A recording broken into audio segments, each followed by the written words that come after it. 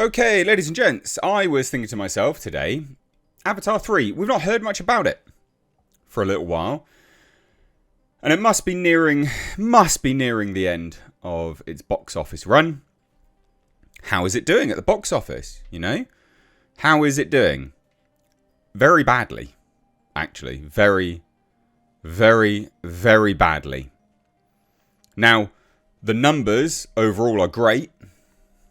You know, it crossed $1 billion. So when I say very badly, it's all in perspective. Okay, so it's perspective of massively diminishing returns on these films. And clearly, as evidenced by that, a waning interest.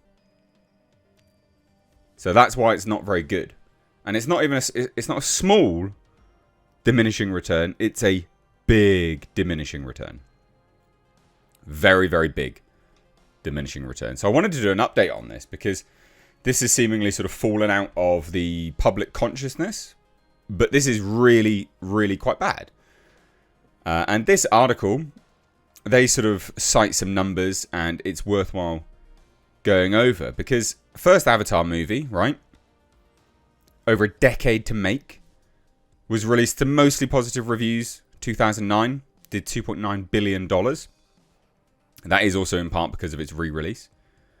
It is the highest earning film in history. Avatar: The Way of Water was released over a decade later, and it made $2.3 billion. So, drop off. Again, Avatar earned more because, of course, it had its re-release. Anyway, third film. Yes, it has now grossed over $1 billion.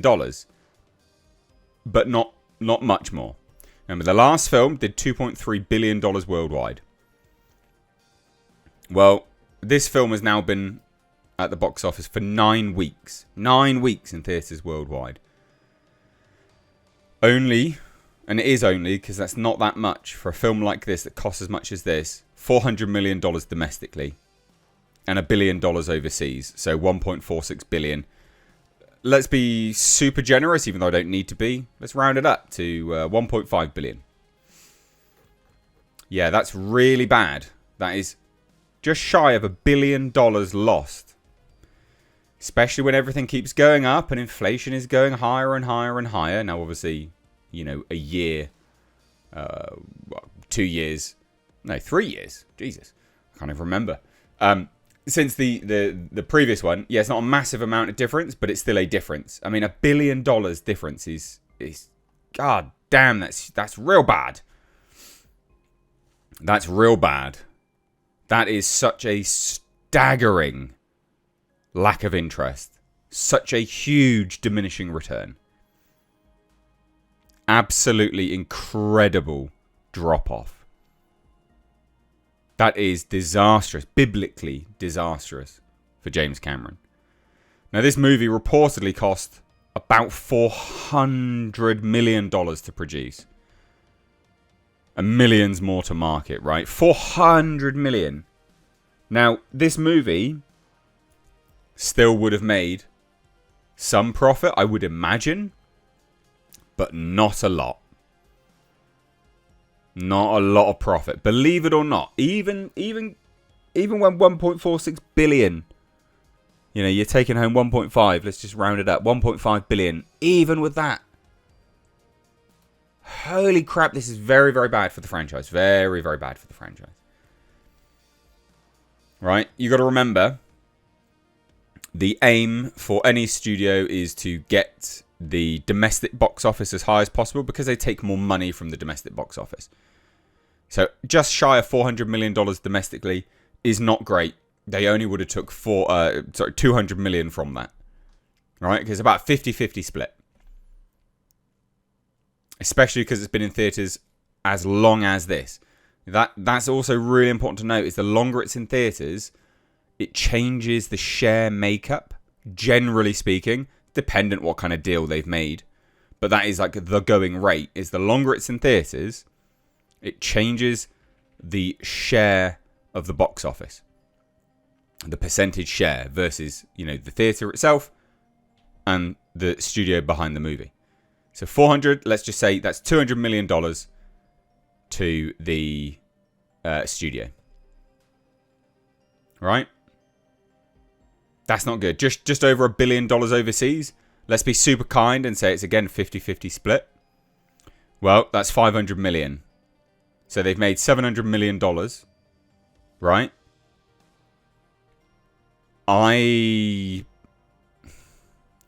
With a movie that cost $400 million, you've got 300 there. Dependent on how much it costs the market. Man, it's not great. That is not great. If I was James Cameron, I would be seriously considering not wasting my time making another one. And the reason is, if this is the lowest, you know, it's the lowest rated installment of the trilogy, which is, again, hilarious.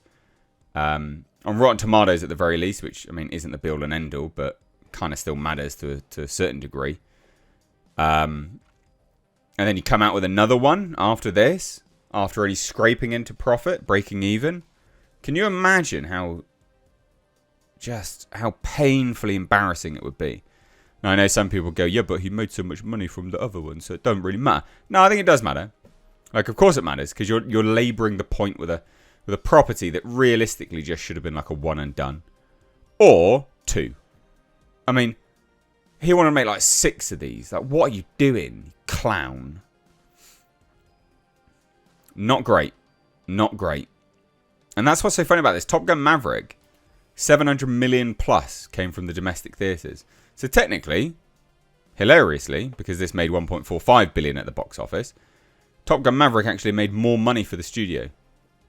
It made more money for the studio than Avatar Fire and Ash did. Because it certainly wouldn't have cost that much money to make either. Very bad. Very, very bad for the property. Yeah. Very interesting. I mean, for me, I just cut your losses, mate. No, I think the interest is done. I think it's a dead property now. And I say that fully taking into account that these are huge numbers. But look at it from a subjective stance here. Right? Well, objective, actually, if you're looking at the numbers itself. It's an objective stance. Like, are they actually making that much money? Well, probably not now. And massive diminishing returns. So, Avatar 3, I think it shows that this was never meant to be a franchise. That's what it says to me.